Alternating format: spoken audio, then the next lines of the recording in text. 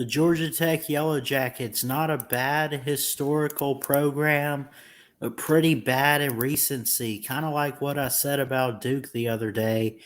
We're going to keep going through the ACC previews, looking at the Georgia Tech Yellow Jackets today. Let's go.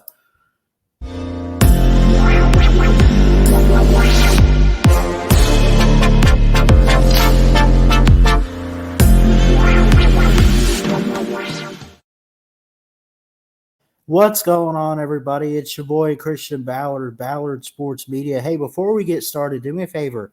Hit that thumbs up, hit that subscribe button if you're new to the channel. I don't do it for popularity or anything, but it does help the channel out. And obviously, as a YouTuber, you do want to, or you should want to, grow your audience. So we have an amazing community over here at Ballard Sports Media.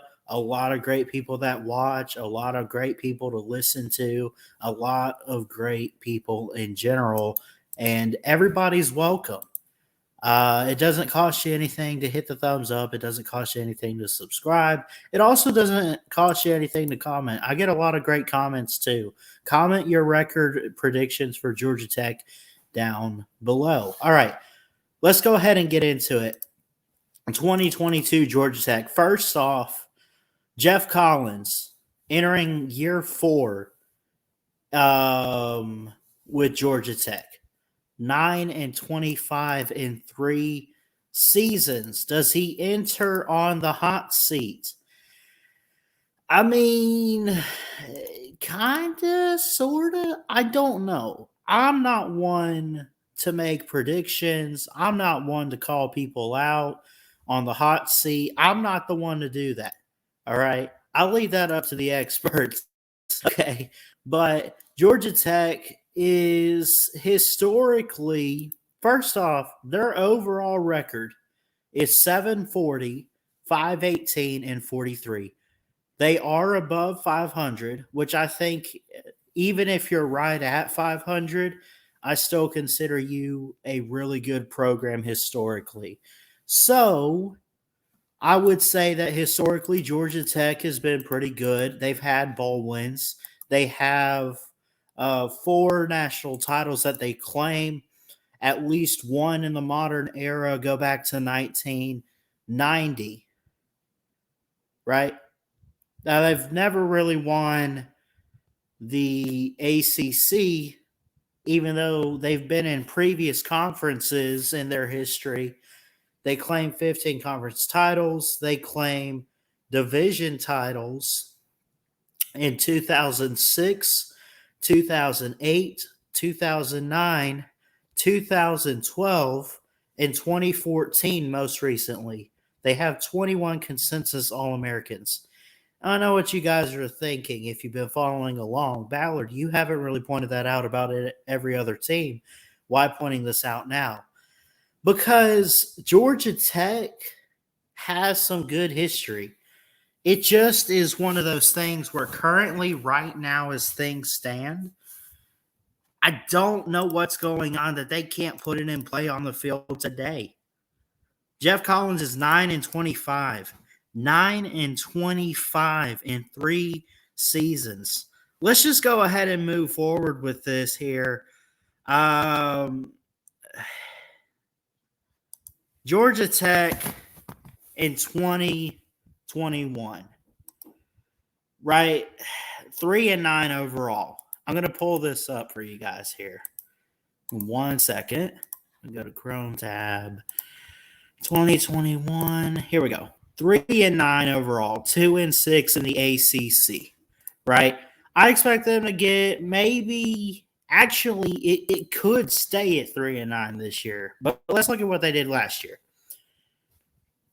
NIU Huskies, they took a loss. Kennesaw State Owls, they blew them out. 14-8. I give you credit for keeping it close with Clemson. You still lost the game. North Carolina, probably your best win of the entire season. Then you lost to Pitt. You beat Duke. Then you pretty much lost the rest of your schedule. At Virginia, Virginia Tech, at Miami, Boston College, Notre Dame, and Georgia. Outside of Notre Dame and Georgia, they had some pretty close losses. Only lost by 9 to Virginia Tech, lost by 8 to Virginia, lost by 11 to Boston College, lost only by 3 to Miami. You almost beat Miami there. You had them for a second. It got away at the end. So, does this show that they can compete? I think so, and I think you're going to see that this year. They got a really tough road ahead,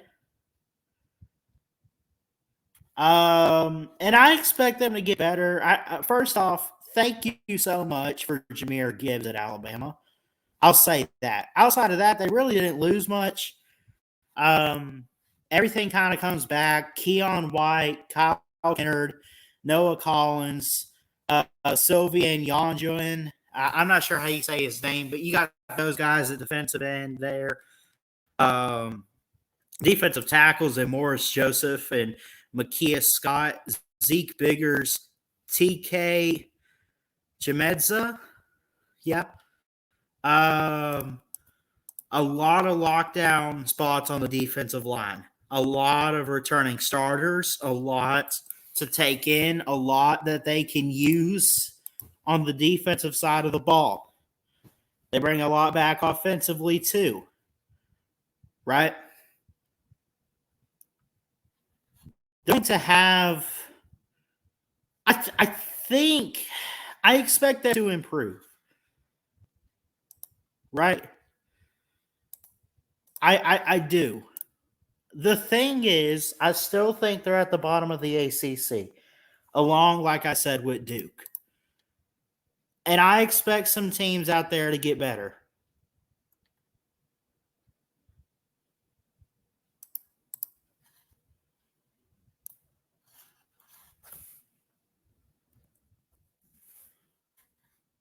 So, sorry about that. I was checking my phone there. Where the question isn't who do they lose to, it's who do they beat. Kennesaw State, NIU to open the season at Clemson. Clemson's going to be better.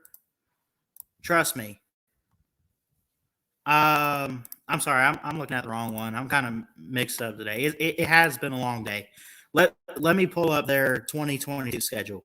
Clemson, Western Carolina, Ole Miss, at UCF, at Pitt, Duke. Then you get a bye week.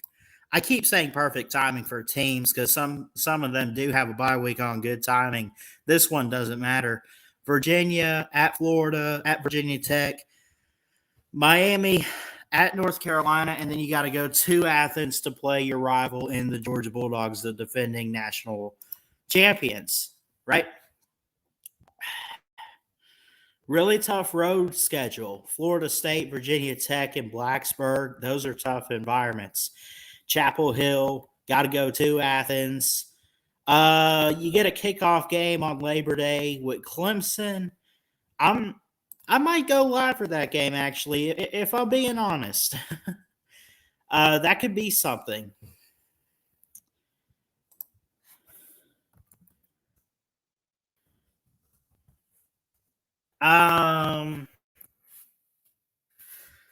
Is this hard to figure out? Here's the thing. I expect them to go below 500. I think that there's obviously some games like Clemson and Georgia, maybe even Ole Miss and Pitt, that you know they're going to lose to. But are they going to be so bad they lose to Western Carolina? I doubt it. I doubt it. Can they win any games in the ACC? They could. They could beat Duke. They could beat Virginia. Right? Pittsburgh's a good team, even losing Kenny Pickett. Pat Narduzzi puts together great offenses and even some great defenses. They also did lose their top receiver in Jordan Addison, Pitt did. We'll get to them later on. Georgia Tech is hard to figure out. Well, I say that because maybe they do just slightly better than you expect, or they do slightly worse. They went 3-9 last year, as I said. They went 2-6 in conference play, and they lost the last 6 games of the season.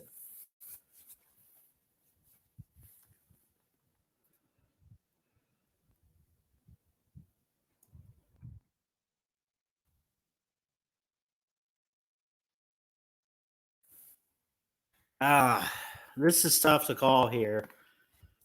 I expect them to get better. Here's the thing. The ACC is just better than you. Forget the non-conference. The ACC is better than them. Maybe not Virginia. You could pull Virginia. But Pitt, maybe even Duke, Florida State, at Virginia Tech. I mean, come on. These teams are better than you in every way and have been for the past 20, 30 years. It seems like, at least.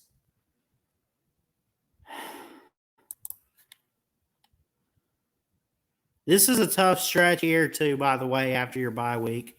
At Virginia Tech, then you play Miami, at North Carolina, at Georgia, especially those back-to-back games there, both on the road. I don't know. I'm going to go ahead, make this one quick on you guys today. They went 3-9 last year. I'm going to say they go 3-9 this year, too. They could go 4-8 if they pull up maybe a Virginia or something. And maybe I'm downgrading them a little too much. I don't know. 3-9 and the wins, because they're below 500, I'll give you their wins. Western Carolina, Duke, and then at UCF. Did they beat Gus Malzahn? Maybe. I know Mackenzie Milton left them and went to Florida State. They might lose that UCF game. They're not beating Ole Miss. They're not beating Clemson. They're not beating Pitt.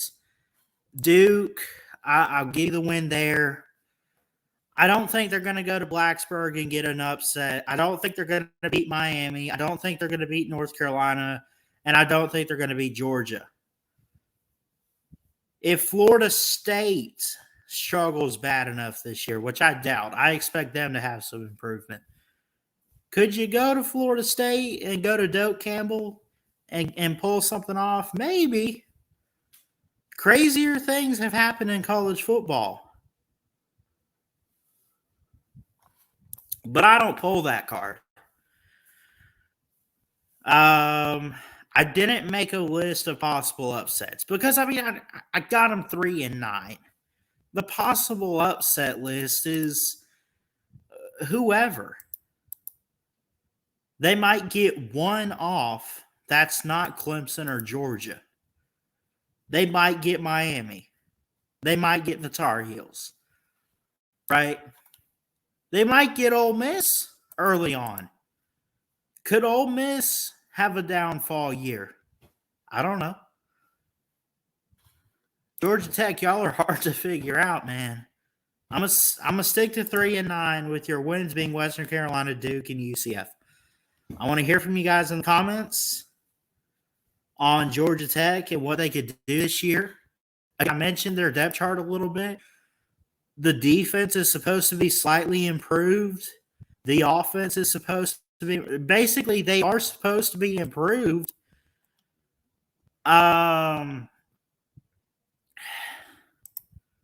But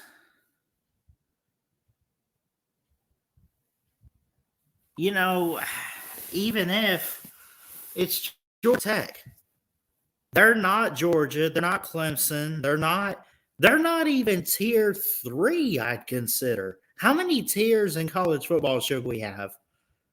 Georgia Tech is one of the bottom ones, right? At least if we're counting Power 5 tiers. Not talking even group of 5 tiers.